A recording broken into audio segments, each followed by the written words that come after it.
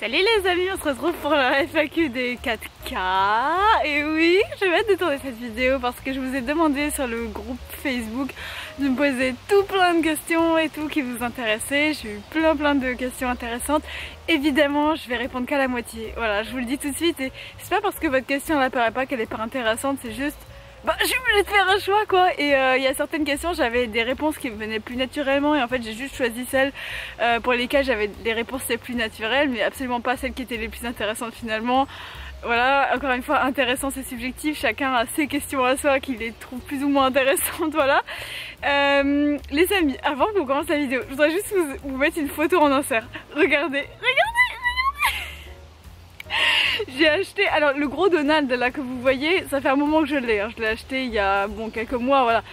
Le petit, je viens tout juste de l'acheter, il est tellement mignon. Mais c'est un truc de fou les gars, si vous connaissez ma passion pour Donald, mon intérêt sur Donald, je pense que vous pouvez imaginer l'euphorie que j'ai ressentie quand je l'ai reçu dans le colis. Bref, passons.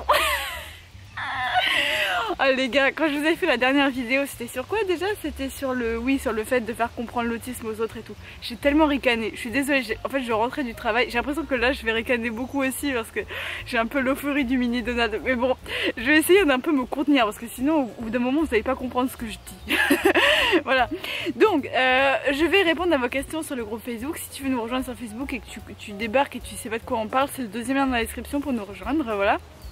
Et puis je propose qu'on commence sans plus attendre et voilà, je vais essayer de vous mettre des chapitres pour que vous puissiez aller directement à la question qui vous intéresse si vous n'êtes pas du tout intéressé par le fait de regarder toute la vidéo. Sinon les gars, prenez un thé, prenez une boisson, un limonade, un diabolo, un truc frais pour l'été là qui arrive. Je suis trop contente.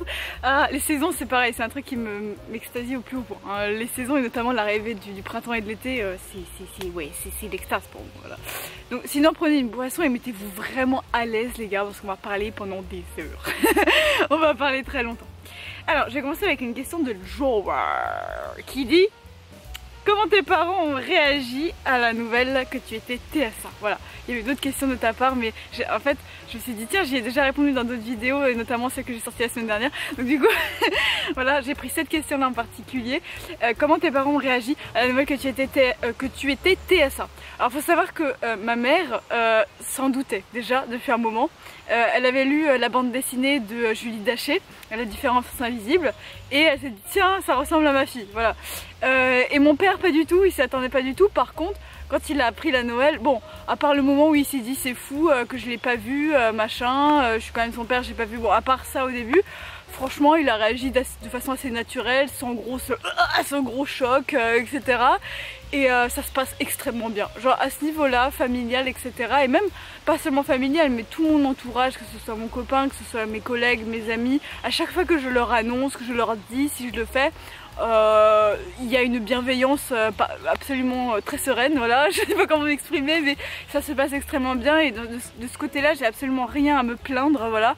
Donc voilà, pour répondre à cette question, c'est aussi peut-être pour redonner espoir à des gens qui ont peut-être peur de parler de leur diagnostic à leurs proches, pour dire qu'il y a aussi des cas où ça se passe très bien et pas seulement les cas que vous voyez en gros sur internet de gens qui sont complètement rejetés parce qu'ils annoncent qu'ils sont autistes ou TDAH ou je ne sais quoi, quel trouble.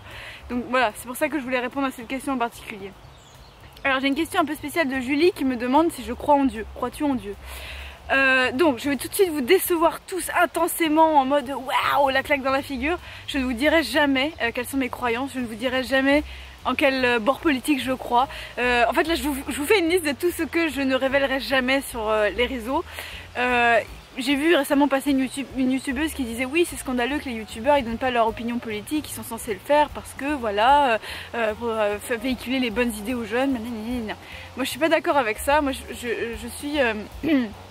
je suis d'avis que quand on est youtubeur, on choisit ce qu'on dévoile de soi et on choisit ce qu'on dévoile aussi pas de soi. Et si on veut pas le dévoiler, ben on le dit pas. Et par exemple, si je crois en Dieu ou non, je le dirai jamais. Si je vote à la droite ou la gauche, je le dirai jamais.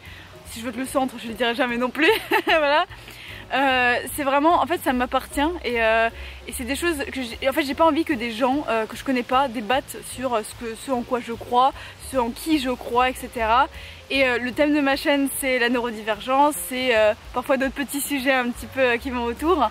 mais ça n'ira pas plus loin et voilà, pareil, notamment je vous montrerai jamais des gens de ma famille en vidéo ou mon copain ou ce genre de choses. Tout ça, ça m'appartient vraiment à moi et à la personne qui tourne les vidéos quoi, derrière ce que vous voyez à l'écran, voilà. Donc voilà pour répondre à cette question, comme ça j'y réponds une fois et puis voilà, je le répéterai peut-être pas, j'aurais pas besoin de le dire ultérieurement.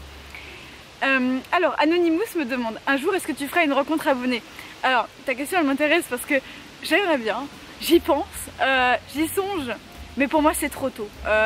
J'ai 4000 abonnés, c'est pas énorme non plus, et je sais que bon, je pourrais techniquement faire une rencontre abonnée, mais pour l'instant c'est absolument pas ma priorité parce que j'ai tellement de choses dans ma vie en ce moment, entre mes études, entre mon petit job, entre les ateliers que je tourne pour vous, vous êtes au courant, toutes les 2 semaines je sors un atelier maintenant sur Podia pour vous, bref, énormément de choses, et si je commence à rajouter des trucs sociaux par-dessus ça, je pense que je vais faire un burn-out les gars. Donc j'y pense, j'y réfléchis, on en fera une un jour, voilà, c'est dit, mais faut attendre encore un petit peu, et peut-être pour les 5K, peut-être pour les 6K, j'en sais rien, mais pour l'instant pour moi c'est trop tôt, donc on verra ça pour un peu plus tard, voilà.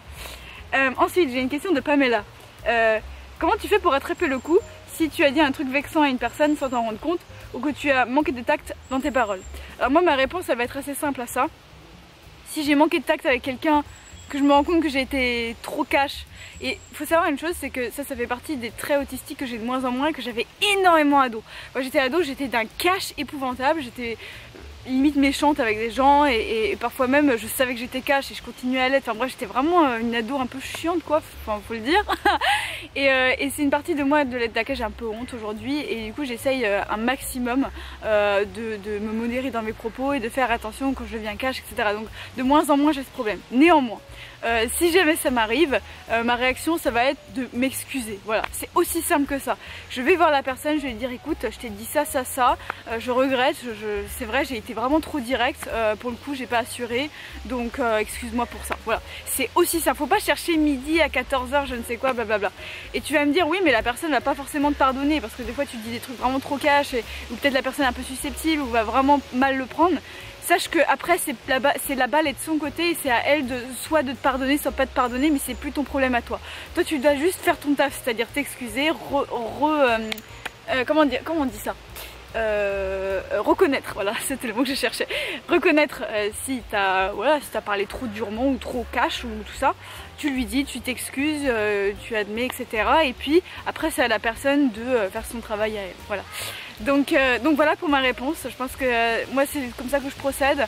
Après il y a d'autres manières de faire. Faut savoir que j'ai eu, et j'en ai parlé dans ma dernière vidéo où j'ai parlé de mon diagnostic, c'est pas ma dernière vidéo, c'est celle d'avant, bref. Je parlais de mon diagnostic et je disais justement que j'avais eu une relation qui était devenue un peu toxique avec une personne qui m'était très proche.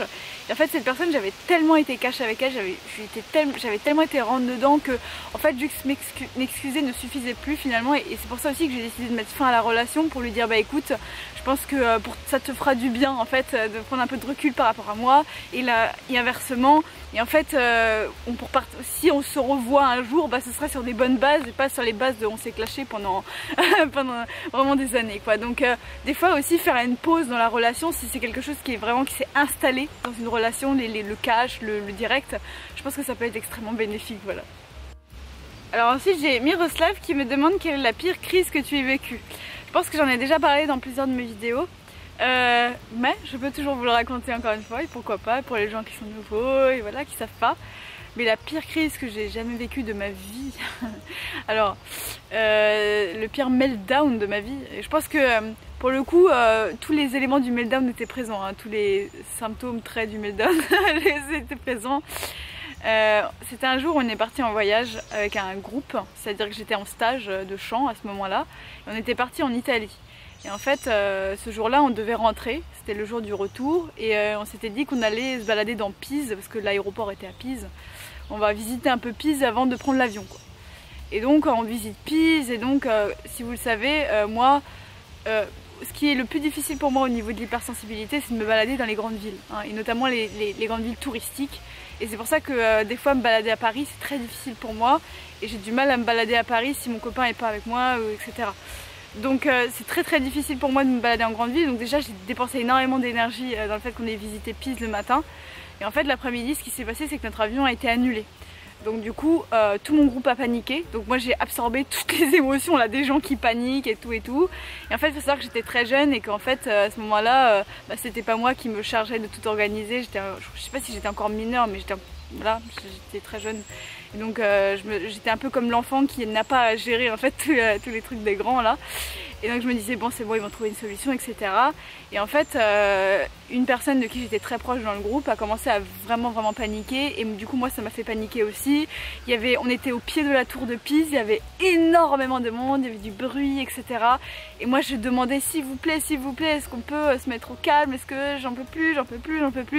Et en fait la personne en face m'a dit tais-toi en fait. Genre tais-toi là tu me saoules, parce qu'en fait elle était tellement stressée et moi je la stressais encore plus et elle a pété un câble sur moi, elle m'a dit mais tais-toi, arrête. Et là j'ai explosé. Et quand je dis que j'ai explosé, j'ai poussé un cri et j'ai pleuré tout haut comme un bébé. Mais quand je dis pleurer tout haut comme un bébé, c'est comme ça, comme un bébé. Et j'avais quel âge? 17 ans, 18 ans, je sais plus. Il y avait des touristes partout autour de nous, on était vraiment littéralement au pied de la tour de Pise. Et j'étais là, comme ça. Et heureusement j'avais une amie dans le groupe qui m'a soutenue, qui m'a pris dans ses bras, qui a essayé de me calmer, etc. Mais faut savoir qu'une fois que le meltdown il est lancé, parfois c'est difficile de l'arrêter même avec tout le réconfort du monde. Et comment dire, c'était très dur. Et notamment ce qui m'a vraiment marqué sur cette période là, c'est que ce meltdown il a duré 3 jours je crois. Et 3 jours et ensuite tous les jours qui ont suivi, c'est-à-dire le mois qui a suivi, j'ai eu besoin de récupérer à fond parce que j'étais complètement défoncée quoi. Et j'ai pleuré et en fait je me suis rendu compte qu'on peut pleurer vraiment longtemps. Et j'ai vraiment pleuré, je crois, 24 heures sans quasiment m'arrêter quoi. Sans quasiment m'arrêter. Mes yeux coulaient, ils étaient devenus mais secs. J'avais les yeux secs à force de pleurer. Et j'avais des gens dans le groupe qui me disaient mais anges, arrête de pleurer, enfin, c'est bon, ça fait déjà 6 heures que c'est passé quoi. Et non, je pleurais encore, ça ne s'arrêtait plus. Et c'est là que j'ai compris que c'était un vrai meltdown quoi. C'est vraiment là que je me suis dit waouh. Voilà. Et c'était en fait une juxtaposition d'un imprévu, c'est-à-dire l'annulation du vol. Il y avait le bruit parce qu'on avait été à Pise. Et puis il y avait aussi le fait que comment dire, j'absorbais les émotions des gens autour de moi qui stressaient. Donc tout ça a fait que j'ai fait un énorme meltdown de malade mental. Et dans le groupe il y avait une personne qui était assez malveillante envers moi par rapport à ça, parce qu'elle disait ouais je dois s'occuper d'elle machin, normalement c'est à ses parents de le faire, enfin elle disait des trucs horribles. Et ça m'a traumatisée vraiment, c'était horrible, bref. Je vous rassure, je ne suis plus en relation avec cette personne, mais voilà, c'était vraiment très compliqué, un amas en fait de choses qui m'ont vraiment mis dans la merde. Donc voilà pour mon pire meltdown, pour le petit story time. Aujourd'hui j'arrive à en parler en rigolant et tout, mais c'est vrai que ce moment c'était vraiment affreux, voilà. Ensuite, qu'est-ce que j'ai? J'ai une question, alors j'ai combiné les questions de Harriet et Christelle qui me demandent quelles sont les astuces pour gérer quand tu sens que les émotions deviennent trop intenses. Merci mes anges. Alors, quand les émotions deviennent trop intenses, comment je fais? Alors déjà si ça vous intéresse, et pour ceux qui ne sont toujours pas allés voir, dans le premier lien de la description, si je pense à le remettre, j'ai fait un e-book, j'ai écrit un e-book et en fait dedans j'ai tout un chapitre sur la gestion des émotions et j'explique en détail comment moi je fais pour gérer mes émotions. Mais ne vous inquiétez pas, je vais vous donner une réponse quand même condensée dans la FAQ, mais si vous voulez avoir les détails, allez voir le premier lien. Et dans le chapitre des émotions de mon e-book, parce qu'il y a 50 pages dans mon e-book, donc vous allez voir dans le sommaire, vous allez trouver ça. Mais moi ce que je fais quand les émotions sont trop intenses, c'est que j'arrête tout en fait. J'arrête tout. Alors je sais que c'est compliqué quand tu dois aller au taf, quand on a des obligations un peu comme ça. Bon, je fais mes obligations obligatoires, c'est-à-dire aller au taf, aller à un rendez-vous, etc. Voilà. Mais sinon j'arrête tout, j'arrête tout ce que j'avais planifié dans la journée. Je me mets dans mon lit, je m'allonge et je laisse passer l'émotion. Je laisse passer, en fait je me traite comme si j'étais une personne qui avait chopé un gros rhume et qui avait juste besoin de se reposer. Parce que littéralement les émotions c'est un peu ça, c'est des trucs qui passent comme ça comme des gros rhumes. Et moi ce que je fais, je me mets sous ma couverture lestée, voilà. Et je me dis là mes anges c'est bon, t'as plus aucune responsabilité, juste repose-toi, reprends tes esprits, etc. Ça c'est un des premiers trucs que je fais, vraiment j'essaye de m'enlever toutes les... Limite je demande aux gens de mon entourage, je leur dis écoutez là je me sens vraiment pas bien, est-ce que vous pouvez faire ça à ma place, les tâches ménagères, les trucs je ne sais quoi. Là je peux pas, je me sens vraiment pas bien, etc. Heureusement ça m'arrive de moins en moins aujourd'hui, donc j'ai plus trop à le faire, mais voilà, si ça m'arrive c'est ce que je fais. Et un autre truc que je fais aussi quand j'ai des émotions intenses, mais pas trop intenses non plus, je fais du sport. C'est...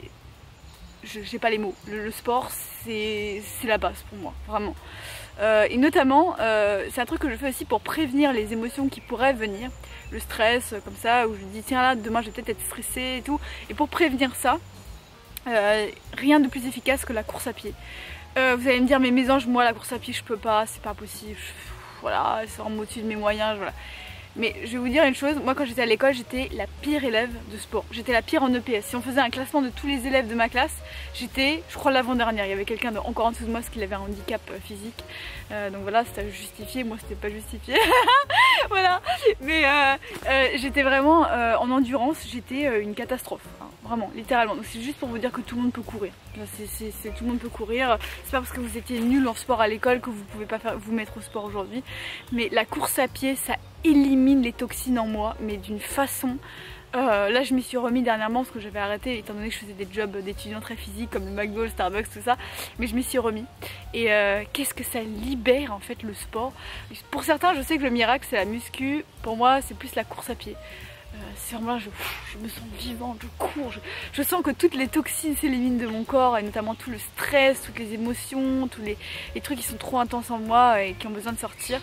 Ça me fait énormément de bien. Et puis sinon ce que je fais aussi évidemment c'est que genre je prends un dictaphone et je parle. Voilà, je parle, je dis ce que je ressens, je décris ce que je vis, je dénoue les nœuds qui sont dans ma tête et tout et tout. Et même vous pouvez faire ça dans la rue avec votre téléphone, hein. Vous mettez un dictaphone et vous faites semblant de téléphoner, mais en fait voilà, vous parlez de votre vie, de vos problèmes, etc. Et ensuite vous vous réécoutez, comme ça vous avez plus de recul. Voilà, ça c'est vraiment mon top 3 des activités que je fais quand mes émotions sont trop intenses. Voilà. Et je suis pas en train de dire que c'est ce qui va marcher sur vous, c'est juste voilà. Par rapport à moi, c'est ce qui marche. Alors, ensuite j'ai une question intéressante de Guillaume. As-tu une astuce pour éviter de trop parler? En fait, je parle vraiment beaucoup trop. J'adore parler et surtout quand il est question d'ordinateur, ma grande passion. Les personnes qui m'entourent finissent toujours par me dire d'arrêter de parler ou de céder la parole à quelqu'un d'autre. Alors, je me reconnais un peu là-dedans, même si bon, je suis pas non plus le type de personne à qui on dit tout le temps ah, faut que tu parles trop blablabla, on me l'a jamais vraiment trop dit, voilà. Mais des fois quand même je sens que je parle trop, notamment avec, surtout dans ma famille en fait, avec les gens de ma famille, moins avec mes amis, mes collègues, tout ça, mais avec les gens de ma famille ou même avec mon copain. J'ai tendance des fois à beaucoup trop parler d'un sujet qui les intéresse absolument pas, voilà. Donc je pense connaître un petit peu le problème. En fait ce qui se passe quand on parle trop, c'est qu'on a besoin de faire vivre son intérêt spécifique. On a un intérêt spécifique qui brûle en nous et on a besoin de sortir toutes ces flammes de passion en fait qui vibrent en nous, si j'arrive à me faire comprendre là-dessus. Voilà, et ça c'est naturel en fait. C'est naturel de trop parler quand on est trop passionné d'un truc, on a juste besoin de le partager, de le faire sortir de nous parce que c'est vraiment, voilà, c'est quelque chose qui nous fait vraiment vibrer quoi, notamment quand c'est une grosse passion. Moi, le conseil que j'aurais à donner, c'est vraiment de trouver un moyen de partager sa passion avec, que ce soit avec soi-même, c'est-à-dire que peut-être tu peux tenir un carnet où tu répertories des informations sur les ordinateurs, ou peut-être tu crées une mini-émission vidéo, je sais pas, qui peut-être juste pour toi, ou peut-être même tu le partages sur les réseaux, j'en sais rien, où tu parles d'ordinateur à volonté, où tu te lâches et tout. Enfin, tu trouves un média d'expression en fait où tu peux vraiment librement parler d'ordinateur. Alors soit c'est sur, je sais pas, soit c'est sur le net, soit c'est pas sur le net du tout, hein, voilà. Mais moi ce que je faisais quand j'étais enfant, j'écrivais des journaux.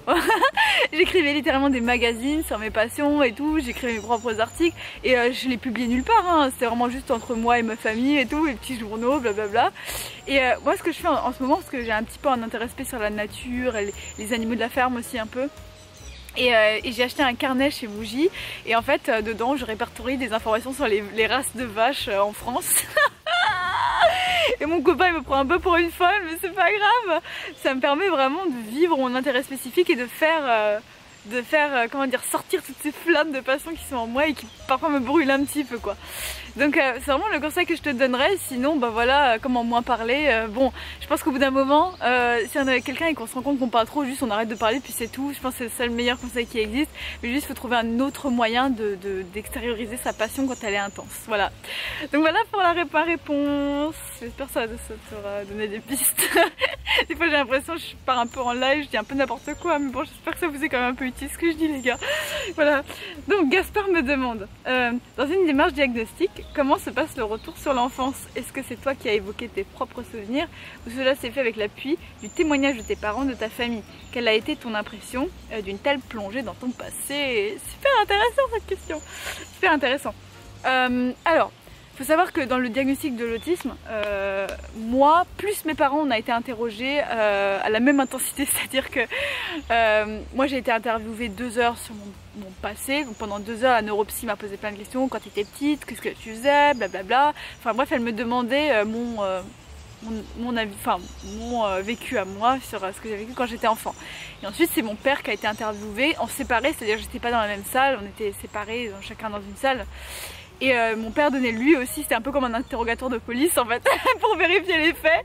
Et la neuropsy interrogeait mon père sur comment j'étais quand j'étais toute petite, quand je suis née, quand j'ai grandi, quand j'ai... Voilà, et puis même jusqu'à aujourd'hui en fait, il m'a posé... Et elle lui a aussi posé des questions sur comment je suis à la maison de nos jours. Voilà, donc c'est vraiment des 2 parties, c'est famille plus moi. Et pour répondre à ta question, quelle était l'impression d'une telle plongée dans ton passé, franchement... Rien de spécial de mon côté, c'est-à-dire que moi j'ai toujours eu un lien assez serré avec mon enfance, c'est-à-dire que je me remémore régulièrement mon enfance, j'ai beaucoup de souvenirs marquants de mon enfance, notamment avec mes intérêts spécifiques de l'époque.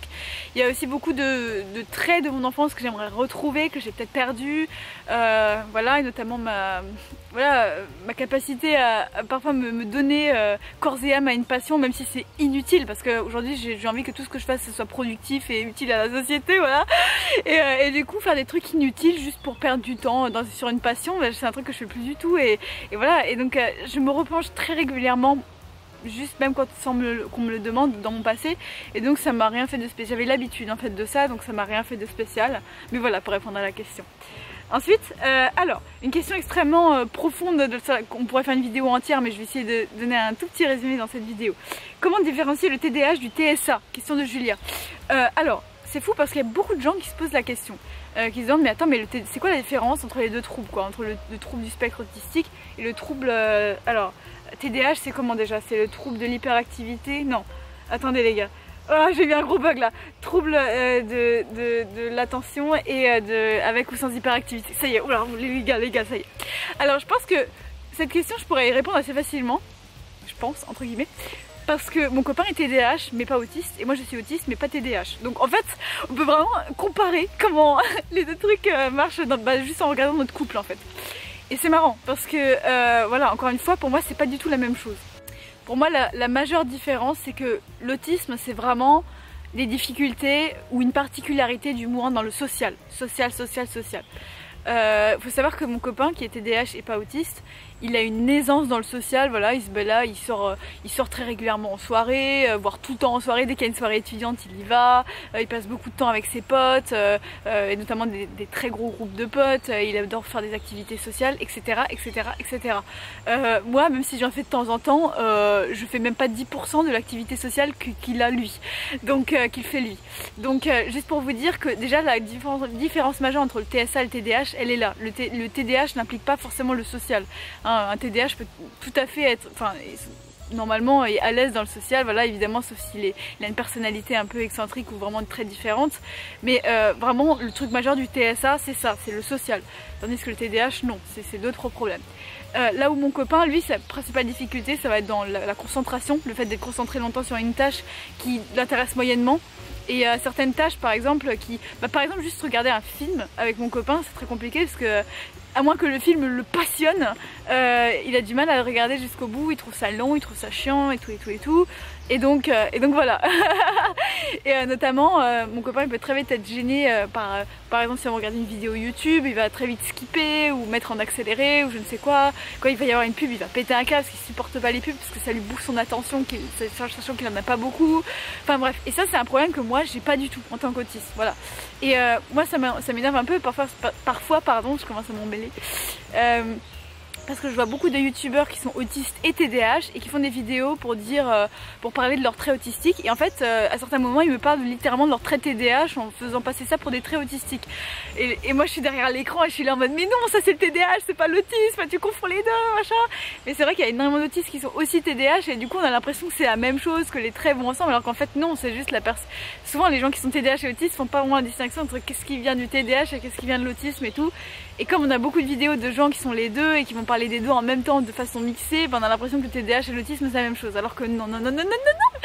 Et notamment voilà, quand je vois les différences entre les difficultés que j'ai moi et celles qu'a mon copain, c'est pas du tout la même, c'est pas du même ordre, c'est pas les mêmes trucs du tout quoi. Donc même si évidemment voilà, il peut y avoir des points communs et tout ça, et notamment voilà mon copain, si par exemple il est vraiment il est passionné d'un truc, il va vraiment très à fond et tout, il va être en hyper focus, en hyper attention, bref ça c'est un truc aussi qu'on voit souvent chez les TDAH. Moi c'est ce qui peut m'arriver quand je suis à fond sur un intérêt spécifique, voilà. Mais sinon globalement voilà, pour faire simple, l'autisme c'est principalement les difficultés dans le social, et le TDAH c'est principalement des difficultés dans la concentration, et parfois même aussi des difficultés par rapport à l'hyperactivité, etc., avoir du mal à tenir en place, ce genre de choses, d'accord. Donc voilà, je ferai peut-être une vidéo entière sur le sujet si ça vous intéresse, vous me direz dans le groupe Facebook, et puis voilà. Voilà. Ensuite Florence me demande team lapin ou team chat. Moi je dirais team lapin. J'y ai réfléchi longtemps, hein. À partir du moment où tu m'as posé cette question et que je l'ai lu sur les réseaux, sur Facebook, je me suis dit oula, là on va réfléchir. Mais je dirais le lapin parce que le lapin est sous-coté. Le lapin est sous-coté, les chats ils sont omniprésents sur internet, sur YouTube, sur le TikTok, sur tous les réseaux sociaux possibles. On voit des chats partout, des chats par-ci, des chats par-là. Mon copain il m'envoie régulièrement des photos de chats sur WhatsApp. Bref, les chats on les voit partout, mais les lapins, alors je dis pas qu'il n'y a pas de zéro lapin, il y a des chaînes YouTube très cotées sur les lapins aujourd'hui sur le net, tout ça. Mais par rapport au buzz que font les chats, c'est rien du tout, hein. C'est-à-dire que sur Netflix, il y a des documentaires sur les chats, on n'est pas sur les lapins, alors qu'ils sont tellement mignons. Ils sont tellement mignons. Voilà, donc oui, je trouve ça injuste, donc gloire aux lapins, et je suis team lapin officiellement, voilà. On va dire ça comme ça les gars, ok. Question de Gwen, allez on continue. Question de Gwen, comment fais-tu pour ne pas être impacté par les commentaires négatifs? Merci pour tes vidéos qui m'aident beaucoup au quotidien. Salut chez toi, et bah merci pour ton petit commentaire. Et bah merci à vous tous d'ailleurs de participer à la vie de cette chaîne. Franchement, merci beaucoup les gars, je le dis rarement parce que voilà, c'est bon. Ça peut faire partie du truc, c'est un peu ennuyé dans une vidéo YouTube, le youtubeur qui remercie pendant des heures ses abonnés, etc. Mais merci les gars d'être là, merci d'exister. Bref, donc comment je fais pour pas être impacté par les commentaires? Alors faut savoir que moi j'ai très peu de commentaires négatifs, tout simplement parce que je ne les laisse pas exister. Il y a pas, les commentaires sont désactivés, et sur Facebook quand quelqu'un est malveillant et agressif, bon moi je le vire du groupe et puis c'est tout quoi, donc voilà. Par contre j'ai eu des dingueries, voilà. J'ai eu des petites dingueries quand même dans ma vie de youtubeuse. Ça fait combien de temps que je fais des vidéos sur YouTube? 2-3 ans, un truc comme ça, ouais. J'ai vu des dingueries, et notamment j'ai vu des quarantenaires, cinquantenaires, soixantenaires, enfin des hommes beaucoup plus vieux que moi quoi. Et vous allez peut-être penser c'est des pervers et tout. En fait non, c'est même pas des pervers, c'est des gens qui vont me parler comme s'ils étaient mon père quoi. Et j'ai eu un moment un mail d'un homme qui m'a dit oui c'est bien ce que tu fais ma petite mésange, par contre fais attention quand tu vas toute seule dans la forêt, surtout ne te balade pas dans la forêt toute seule sans ton copain, fais-toi accompagner par tes parents, par ton papa, ta maman, fais-toi accompagner par ton copain, parce que c'est dangereux la forêt, je sais que tu es autiste et que tu te rends pas compte que le monde est dangereux et que tu es en danger, mais voilà. Et vraiment ce ton paternel, là, genre de papa sur moi, comme si j'étais une petite fille qui devait être protégée par un homme. Oh, les gars, mais je trouve ça tellement creepy, mais un truc de fou. Alors heureusement j'en ai pas beaucoup, hein, voilà. Mais j'en ai eu genre 2-3 comme ça que j'ai vu passer, qui arrivent à m'envoyer des messages par je ne sais quel moyen, et qui en fait me parlent sur un ton comme s'ils étaient mon papa quoi, comme s'ils étaient mon tuteur légal ou je ne sais quoi, et que j'étais la petite fille naïve qu'il fallait protéger parce qu'elle faisait plein de bêtises dans le monde. Waouh. Voilà, alors je t'avoue que la question que tu m'as posée c'est comment est-ce que je le gère, etc. Faut savoir que bon, globalement sur le coup ça me choque un peu, puis après ça me fait juste rigoler, donc voilà. Mais bon, il faut savoir qu'à partir du moment où quand un hater ou même quand quelqu'un d'un peu bizarre ou chelou t'aborde, à partir du moment où tu le prends pas à cœur, où tu te dis ouais c'est juste des gens qui sont comme ça, voilà, qui donnent leur avis, qui bon donnent leur avis là où ils devraient pas le donner, ou tout simplement voilà, ce genre de choses, à partir du moment où vous le prenez pas, vous dites bon bah ça je prends pas, ça juste voilà, j'ai pas envie de me sentir concernée par ce commentaire là, bah la personne n'a plus aucun pouvoir sur toi, et moi c'est ce que je fais en fait finalement ou même quand j'ai un peu des haters qui débarquent sur le groupe Facebook, parce qu'il y en a eu 1, 2, 3 comme ça, des haters, mais voilà, faut pas prendre ça aussi. Je sais que c'est beaucoup plus facile à dire qu'à faire et tout, mais au bout d'un moment, tous les youtubeurs ont des haters. C'est ça aussi que je me dis à chaque fois, c'est que tous les youtubeurs, qui que tu sois, hein, même si t'es la personne la plus gentille du monde, que t'es la personne la plus bienveillante, que je ne sais pas, il y a toujours des haters, tout le temps. On peut pas l'éviter. Donc au bout d'un moment, bon bah autant faire comme s'ils n'existaient pas, et puis c'est tout quoi, et continuer à faire sa vie. Ça c'est vraiment ma philosophie là-dessus. Donc voilà pour la question. Alors ensuite j'ai une question un peu similaire de Nathalie. Qu'est-ce que ça te fait d'avoir autant d'abonnés? Est-ce que ça engendre une pression? Est-ce que la satisfaction est plus importante? Et donc tu oublies les inconvénients ou autres. Voilà, question de Nathalie. En vrai, ça n'a pas changé. Je pense que le seul truc qui a changé, c'est mon enthousiasme. Parce que quand je vois qu'il y a de plus en plus de monde qui s'abonne, notamment de plus en plus de monde qui rejoint le groupe Facebook et qui interagit et qui m'envoie des retours super positifs. J'ai des mamans parfois d'enfants autistes qui viennent sur le groupe pour échanger et tout. Ça me touche tellement profondément. Et d'ailleurs les gars, j'ai lancé, comme vous avez vu sur mes dernières vidéos, j'ai lancé des programmes payants en fait, voilà. Ça c'est un peu le gros mot, payant, c'est un peu un gros mot tu vois. Mais oui, je lance des contenus approfondis, c'est littéralement des ateliers, des vidéos très approfondies sur des sujets etc. qui concernent la neurodiversité. Et donc forcément voilà, je les rends payants pour que ça me donne un moyen de financer aussi ma vie de youtubeuse, parce que c'est énormément de travail de faire toutes ces vidéos, de gérer ma newsletter, de gérer Facebook etc. On se rend pas compte comme ça mais c'est un boulot de fou. Et voilà, et grâce à ces ateliers que je vous vends, ça me permet d'avoir un revenu en fait décent du travail que je produis. Et ça c'est, en fait c'est, je sais pas, c'est tellement un accomplissement fort que voilà, de gagner un petit peu d'argent de sa passion, de transmettre ce qui nous passionne, de partager aussi tout ce qu'on partage encore trop peu en France, tous les sujets de la neurodiversité. C'est vraiment, je sais pas, pour moi le fait de voir que vous êtes de plus en plus nombreux et que voilà, et vous participez à mes ateliers et que vous participez au groupe Facebook, c'est vraiment, je sais pas, c'est comme si je réalisais un rêve quoi. Je me dis mais voilà, je sais pas, en fait j'ai pas les mots, tu vois, je suis là je suis comme une conne dans ma forêt là, à essayer de trouver mes mots et à bafouiller, mais c'est vraiment en fait je me sens accomplie, voilà, je crois que on peut pas mieux le résumer que comme ça. Je me sens accomplie quand je fais ça, je me sens vivante, je me sens connectée à d'autres gens aussi, j'ai plus l'impression d'être la petite autiste toute seule dans son coin à vivre sa passion dans son coin. C'est vraiment, je peux partager avec vous et c'est un honneur immense. Et donc merci à vous tous d'exister. Coucou, alors on se retrouve une semaine plus tard pour moi, parce qu'en fait au moment où j'étais en train de tourner la vidéo, il y a littéralement des professionnels de forestiers qui sont venus pour couper des arbres, voilà. Et du coup je pouvais pas rester où j'étais, enfin vraiment chiant. Bref, on se retrouve là dans un cimetière d'arbres. Là vous voyez pas forcément la vidéo, mais ils ont vraiment coupé énormément d'arbres malades, donc c'est un truc de fou, c'est un cimetière maintenant ici. Donc voilà, j'espère que je vais un petit peu retrouver le fil de la FAQ. Donc on était à la question justement de... Alors, on était à la question de Nathalie, c'est ça? Voilà, et on parlait du fait que, bah oui, voilà, le fait d'avoir beaucoup d'abonnés, ça fait quoi chez moi et tout. Alors, faut savoir que depuis la dernière fois que j'étais en train de tourner cette vidéo, quelqu'un m'a reconnue au travail. Et c'était trop mignon, c'était une fille là que j'ai... pour vous donner un contexte, je travaille chez Starbucks et j'étais en train de travailler à la caisse et donc... il y a une personne qui me commande un coup de lime et qui me dit « Ah mais c'est toi sur le net et tout, sur la YouTube » et j'ai dit « Oui c'est moi !»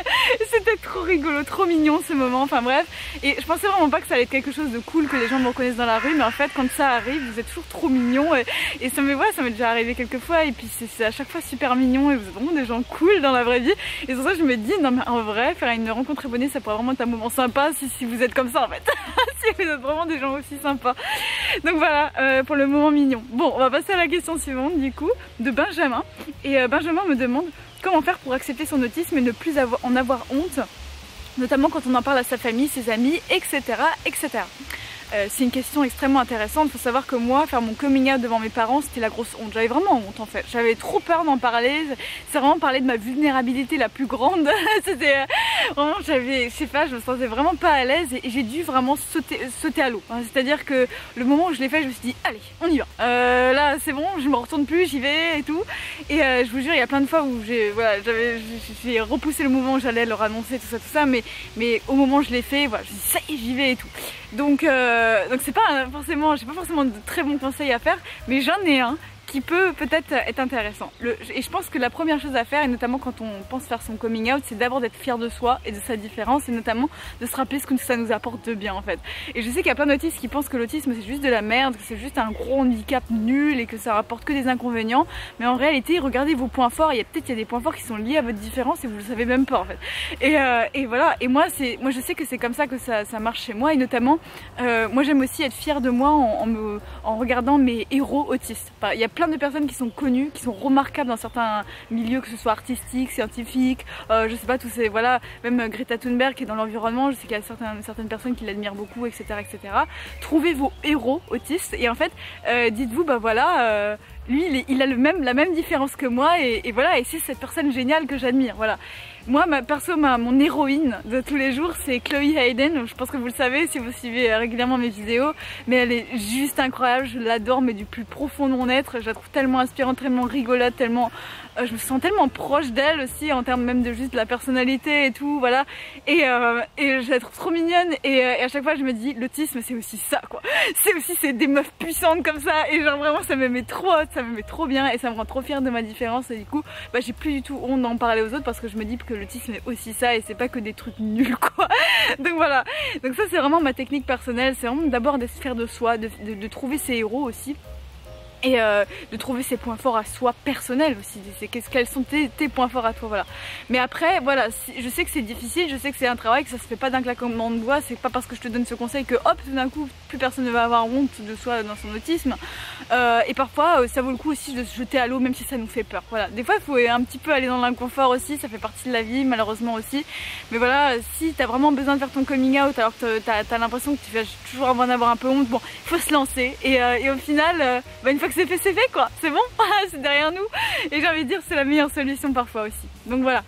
Et ensuite j'ai une dernière question, alors c'est de qui? Adélie, ok.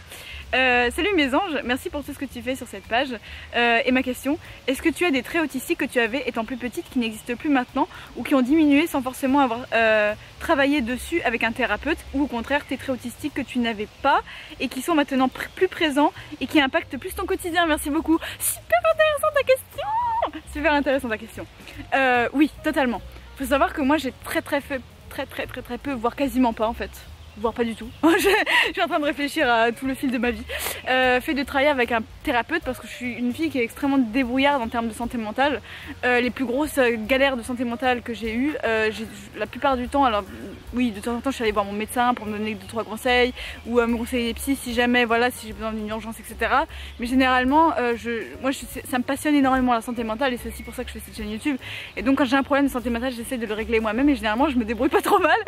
Voilà, et les gens me demandent souvent c'est quoi le secret de ma bonne humeur, et à chaque fois je leur dis les gars, la santé mentale c'est tellement important pour moi, c'est tellement genre un truc de voilà, c'est un truc central dans ma vie, et donc j'étudie ça, j'étudie mon humeur, j'étudie plein de trucs sur la psychologie, etc. pour justement comprendre comment je fonctionne, et ça me permet vraiment de mieux me sentir. Bref, je dévie complètement, je parle pas du tout de quoi on devait parler, pardon. Bref, tout ça pour dire que j'ai pas beaucoup vu de thérapeute dans ma vie, voire pas du tout. Mais par rapport aux traits que j'ai plus, etc., ça a énormément changé. Et déjà, ça a beaucoup changé entre le moment où j'ai été diagnostiquée et avant. Parce que quand j'ai commencé à découvrir l'autisme et à me suspecter autiste, j'ai commencé à avoir des traits que j'avais pas avant. Alors en fait, c'est pas que je les avais pas avant, c'est juste que je masquais tellement bien, que je m'étais tellement fondue dans le moule que je ne me rendais même pas compte que ces traits existaient au fond de moi. Et ça c'était notamment très flagrant avec l'hypersensibilité au bruit. Quand j'ai toujours été sensible au bruit, voilà, mais c'est seulement quand j'ai découvert que j'étais potentiellement autiste que je me suis rendu compte que oui, le bruit c'était un vrai problème dans ma vie. Et en fait j'ai l'impression que même plus je grandis, plus j'avance dans l'âge adulte, et plus moi je supporte le bruit en fait. C'est vraiment parce qu'en grandissant je me rends compte de ce que je veux et de ce que je veux pas, et je me rends compte notamment que je veux pas être dans des lieux bruyants. Voilà, et donc forcément j'ai l'impression que aujourd'hui aller dans le métro sans solution anti-bruit, sans mes écouteurs anti-bruit, c'est devenu un calvaire total, que je fais quasiment littéralement des meltdowns à chaque fois que j'oublie de prendre mes solutions anti-bruit, etc. Il y a plein de trucs aussi qui ont changé, qui ont littéralement changé hein, pour le coup, que j'avais vraiment pas quand j'étais enfant et que j'ai beaucoup aujourd'hui en tant qu'adulte, et notamment voilà, l'intolérance peut-être à la non-routine. Moi j'ai besoin de routine. Et en ce moment je suis dans une situation un peu particulière parce que je vis à moitié chez mes parents et à moitié chez mon copain. Et ça commence à me poser un problème parce que j'ai besoin que toutes mes journées soient pareilles. Que ce soit pas un coup je me réveille chez mon copain où je suis là, je suis à Paris, etc. Et un coup je me réveille chez mes parents où ok. Voilà, et ça change tout le temps, et voilà, et c'est non seulement ça, mais en plus comme j'ai plusieurs jobs, enfin j'ai plusieurs jobs, j'ai 3 pans dans ma vie. J'ai mon pan étudiant, c'est-à-dire que j'ai fait mes études, j'ai mon petit job là qui me rapporte mon petit salaire, et puis j'ai cette chaîne YouTube qui est aussi un travail pour moi parce que je vends maintenant mes ateliers sur cette chaîne, je vends aussi mes illustrations collections de temps en temps, et il y a bientôt des collections qui vont sortir, donc je suis un peu surexcitée. Bref, mais ça me rapporte des vrais revenus maintenant, donc je le considère vraiment comme un travail maintenant. Très fière de pouvoir le dire, mais voilà. Donc voilà, donc ça veut dire que 3 fois dans la semaine je dois faire switcher mon cerveau. En mode là, je suis en mode étudiant, là je suis en mode youtubeuse, là je suis en mode salarié et c'est un peu compliqué, j'avoue. C'est un peu, alors je dis pas que ça me détruit la vie, que ça me pourrit le quotidien, etc. Mais j'ai l'impression qu'avant j'avais plus de facilité à faire ce genre de switch, de pas avoir de routine, etc. D'avoir, en plus avant j'avais encore plus de trucs, je travaillais dans un cœur, enfin c'était vraiment très compliqué et ça me dérangeait pas plus que ça non plus. Mais aujourd'hui j'ai l'impression que j'ai envie de venir à quelque chose de très routinier, de vraiment créer de la routine dans ma vie et voilà quoi. Et par rapport au trait, alors ouais, il y a plein de choses en fait. Là tu me poses une question qui est tellement vaste et tellement intéressante que j'ai l'impression que je pourrais faire une vidéo de 30 minutes, mais en vrai ce serait une idée. Je vais peut-être faire une vidéo de 30 minutes où je parle vraiment de l'évolution de mes traits autistiques, mais vas-y, on va faire ça en fait, on va faire ça. Je vais arrêter de répondre à la question pour le moment et on va garder ça pour une vidéo où j'en parlerai plus en détail, mais c'est juste pour préciser que effectivement, pour garder un petit peu le thème de la question, oui, les traits autistiques évoluent. Vous pouvez avoir des traits qui apparaissent au cours de la vie, qui apparaissent aussi en fonction de là où vous déménagez. Si vous changez d'endroit, où vous vivez dans un autre endroit, que vous changez de lieu, où vous travaillez, etc., vous pouvez avoir différents traits qui se manifestent, qui apparaissent, qui disent coucou, on est là, voilà. Et vous avez des traits qui disparaissent aussi, voilà, que vous aviez enfant et que vous avez plus du tout adulte. Et moi notamment, il y a un truc qui a beaucoup évolué, je terminerai là-dessus, c'est le goût. Quand j'étais enfant, je pouvais rien manger, mais vraiment rien, genre je pouvais manger des pâtes, c'est tout. Des pâtes nature, des omelettes aussi, ça je pouvais le tolérer, voilà, des œufs brouillés que ma mère me faisait. Mais aujourd'hui ça a complètement changé. Alors je suis toujours hypersensible du goût parce que je sens que quand même, voilà, il y a certains aliments comme les tomates séchées que je peux absolument pas manger parce que je suis trop submergée par le goût, etc. Mais je peux manger très varié, je peux manger plein de choses, notamment des choses qui ont par exemple des goûts très divers comme les sandwichs où il y a plein de petits goûts. Voilà, il y a plein de petits qui n'aiment pas les sandwichs parce que justement c'est des pièges, il y a plein de goûts surprises qui débarquent et tout. Moi maintenant j'arrive à manger de ça, j'arrive à manger des sandwichs, j'arrive à manger des plats gastronomiques avec plein de petits trucs spéciaux et tout. J'aime beaucoup aller au resto avec mon copain, voilà, pas trop longtemps parce que des fois je suis un peu surfilmée dans les restos, mais bon. Ça par exemple ça a beaucoup changé, donc voilà. Bon, allez les gars, c'est la fin de la FAQ. Hein. C'est la fin de la FAQ. Si vous voulez nous rejoindre, discuter avec nous, tout ça, groupe Facebook, deuxième lien dans la description. Si vous voulez recevoir mon petit e-book, premier lien dans la description. Et on se retrouve très vite pour une nouvelle vidéo. Salut, salut!